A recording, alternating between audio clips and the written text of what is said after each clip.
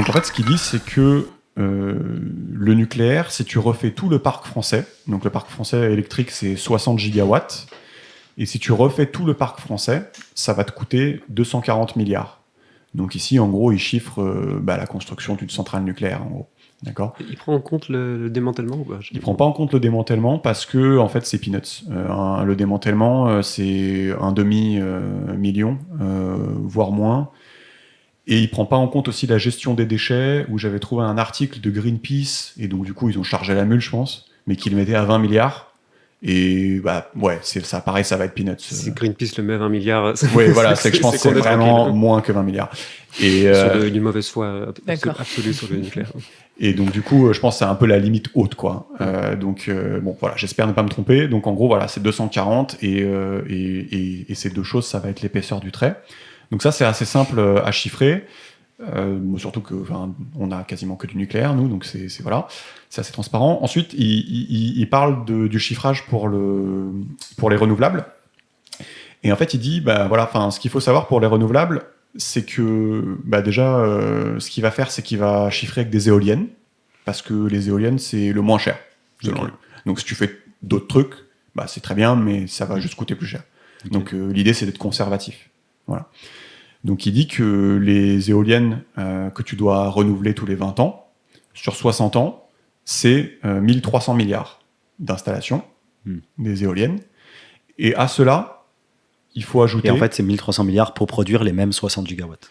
Alors, voilà, pour rentrer un peu dans le détail, c'est 1300 milliards pour produire ces 60 gigawatts pendant 60 ans, okay. Sachant que une éolienne, ça ne fonctionne pas tout le temps. Ouais. En fait, c'est ce qu'on appelle le facteur de charge. C'est-à-dire que quand ton truc il fonctionne à 100% tout le temps, ton facteur de charge, c'est 100%. D'accord. Et une éolienne, des fois, il n'y a pas de vent. Et donc, elles ont un facteur de charge de 25%, 15-25%. Et donc, du coup, en gros, il faut mettre 3 fois 60 gigawatts d'éoliennes. D'accord. Tu vois. Parce que le nucléaire, ça a 75% de facteur de charge. D'accord. Voilà. Donc, ce parc-là, du coup, c'est 1300 milliards. Okay. Et il rajoute à ça d'autres investissements, qui est le fait qu'il faille aussi investir dans du stockage, parce que quelque chose que je ne savais pas, j'avais du mal à me le remprunter, c'est que l'électricité, dans ces quantités-là, c'est très très compliqué de le stocker, et le truc qu'on sait le mieux faire, c'est faire des barrages. Donc en gros, tu pompes de l'eau, tu la remontes, et donc elle reste pompée en haut, et du coup elle peut tomber au moment où tu en as besoin. Et donc, typiquement, pour donner un ordre de grandeur, il disait que le barrage de Serre-Ponçon, je crois que c'est un énorme truc, c'est de l'ordre de 0,5 gigawatts de stockage. Voilà. Ah ouais. Et donc, va falloir en faire des barrages, quoi. Okay. Et encore une fois, il chiffre avec des barrages puisque c'est le moins cher. Donc, si tu veux stocker avec de l'hydrogène, par exemple, donc quand tu stockes avec de l'hydrogène, c'est que tu fabriques de l'hydrogène pour pouvoir le réutiliser plus tard. Okay. Du coup, ça, c'est 1200 milliards. Et juste, pourquoi le nucléaire n'a pas besoin de stockage ? Parce que le nucléaire, tu l'allumes et tu l'éteins quand tu veux. Okay. En gros, vu que l'éolienne, c'est de la production discontinue, tu es contraint de construire des moyens de stockage en parallèle, alors que le nucléaire, c'est de la production quasi continue.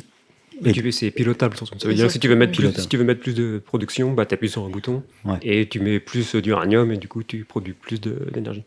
Voilà, ça réagit en 15 à 30 minutes. Donc c'est très rapide. Ok, donc c'est la réactivité qui détermine le besoin de stockage ou pas. Ouais, le côté aléatoire du vent, que tu sais pas quand tu vas avoir du coup de l'électricité produite. Ok.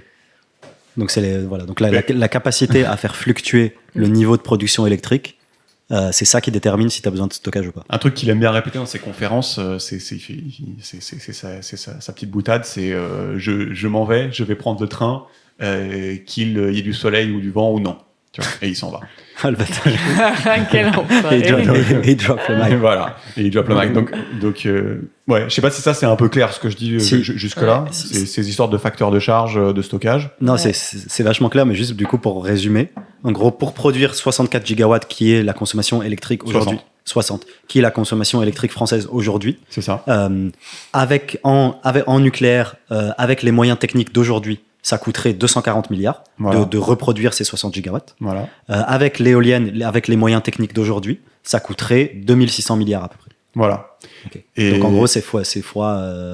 Quoi. Ouais, il y a un facteur 10. Et juste pour expliquer, il y a 300 milliards en plus qu'il met. Parce que ce qu'il faut comprendre aussi, c'est que le réseau électrique aujourd'hui, il est adapté aux structures type centrale nucléaire, grosse centrale, et il n'est pas adapté à avoir 1 milliard de tout petits trucs partout. Quoi. Ouais, c'est l'enfer. Et donc en gros, c'est l'enfer, et donc il faut adapter le truc, faut mettre des fils partout, faut les relier, et donc ça demande des investissements aussi, à hauteur de 300 milliards si tu veux faire relier toutes tes éoliennes. Mais ça, c'est vachement intéressant. Genre, il dit qu'avec les moyens techniques d'aujourd'hui, pour produire de l'électricité, ça coûte 10 fois plus cher en éolienne qu'en nucléaire. En gros, c'est ce qu'il dit. Voilà. Pour des raisons diverses et variées, mais voilà, il dit que ça coûte 10 fois plus cher. Mais dans ce cas-là, genre, pourquoi les politiques publiques, pourquoi genre il y a des investissements dans l'éolienne, quoi. Alors, il y a la réponse qui vient, mais qui est pas dans le bouquin. C'est que, en fait, comment tu fais pour niquer ce tableau? Tu chiffres l'accident nucléaire. Ok. Voilà. Et l'accident nucléaire, t'as 1 milliard de rapports, t'en as qui disent que, en gros, attends, je vais te le retrouver. Oui, en fait, j'ai trouvé un article de l'Institut de radioprotection et de sûreté nucléaire qui estimait qu'un truc de type Fukushima, c'est 120 à 400 milliards d'euros. D'accord. Voilà. C'est-à-dire pour réparer les dégâts. C'est ça. Ouais, et voilà. Et il y a, je crois que le fichier Excel du gars a fuité. Et genre, en gros, il y avait une colonne Pirca dedans. Et qui s'élevait à 5800 milliards d'euros. Voilà. Et donc, voilà. Donc, fin du game, quoi. En gros, si tu fais Excel et tu mets n'importe quoi dedans, en gros, tu arrives à l'accident nucléaire, tu peux le chiffrer à 3 trillions d'euros. Et c'est fini, quoi. Donc, et ils rapportent pas ça à la probabilité d'avoir un accident. Non, sans branle de ça. Non, ça, ils s'en branlent totalement. Et donc, du coup, c'est ça, en gros, le contre-argument principal. Et je crois que dans les 5800 milliards, en gros, le gros truc, c'est si ça t'arrive dans une zone hautement touristique, en gros, ils comptaient les pertes touristiques que t'as dans la zone. Et donc, c'est ça qui faisait enfler le prix, si j'ai bien compris, de manière très forte. Donc voilà le contre-argument, quoi. Ok. Donc ce qu'on dit, c'est que l'éolien, c'est 10 fois plus cher que le nucléaire pour produire de l'énergie, sauf si on internalise les accidents potentiels, où là, tu as une fourchette de coûts qui est extrêmement large parce qu'on n'arrive pas très bien à chiffrer. Et si on chiffre ces coûts-là, dans ce cas-là, il y a des scénarios dans lesquels potentiellement l'éolien peut être compétitif. Ouais, voilà, c'est le seul truc auquel tu... Oui, voilà. Ok. Tout à fait. Mais du coup, d'accord. Mais du coup, nos hommes politiques, les dirigeants qui font des politiques publiques, c'est ça leur raisonnement à eux, genre ils se disent ouais peut-être non. C'est je pense que leur raisonnement à eux, c'est les gens en France ont peur du nucléaire d'une manière générale parce que on a encore Tchernobyl dans les esprits, il y a eu Fukushima, c'est un truc qu'on comprend pas, donc les gens d'une manière générale fantasment un peu dessus, et donc les gens ont envie d'entendre on va faire de l'éolienne parce que ça paraît être une solution toute belle, c'est du vent, c'est tout propre, on a l'impression qu'il y a aucun défaut. Et c'est principalement, à mon avis, pour ça. C'est parce que les gens en France ont peur du nucléaire parce qu'ils connaissent pas le nucléaire. Ils connaissent mal le nucléaire, que du coup, les politiques ont une offre nucléaire et éolienne et solaire. Il y a des statistiques qui est que 69% des Français pensent que arrêter le nucléaire, ça aide au changement climatique. Donc, en gros, ce qu'il faut comprendre, c'est que les gens savent pas, en fait. Ouais. Donc, c'est d'accord. Donc si les politiques publiques ne sont pas orientées uniquement vers le nucléaire, c'est pour des raisons électorales un peu cyniques, quoi. C'est...